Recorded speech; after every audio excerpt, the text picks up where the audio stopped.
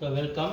Direct to இன்டைரக்டில் interactive method. Interactive method என்பது WH question type.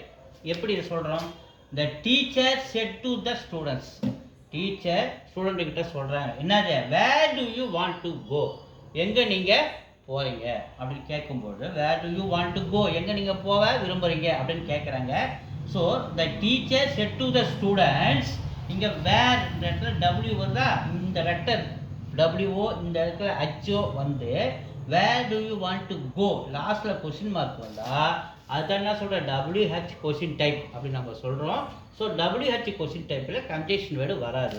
இப்போ இதை நான் எப்படி இன்டைரக்டாக மாத்திரம் பாருங்க. டீச்சர் செட் டு ஆஸ்கில் மாறணும். The students comma inverted comma conjunction word வராது. Where do you want to go, where do you அப்படின்றது இங்கே நம்ம சிங்குலர் நினைக்கக்கூடாது. இங்கே ஸ்டூடெண்ட்டை பார்த்து கேட்குறாங்க, புளுரல். அப்போ வேர் தே அவர்கள், வேர் தே வாண்டட் ஈடி சேர்க்கணும் இல்லையா, பாஸ்ட் டென்ஸில் சொல்லும்போது வேர் தே வாண்டட் டு கோ அப்படின்னு டீச்சர் கேட்டாங்க. ஸோ இது எழுதுற பாருங்க, த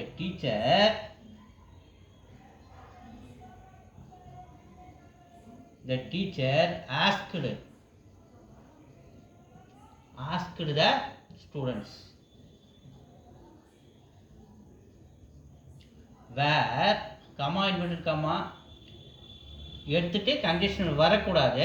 வேர் do you want to go, where they அவர்கள், where they wanted past tense ED சேர்க்கணும்,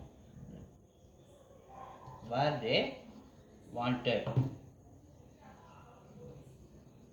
டு கோ அப்படின்னு சென்டென்ஸ் முடிச்சிடணும். The teacher asked the students where they wanted to go. Thank you.